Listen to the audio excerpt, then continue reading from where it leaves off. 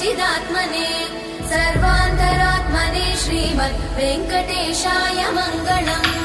स्वतः सर्वविदे सर्वशक्तये सर्वशेषिने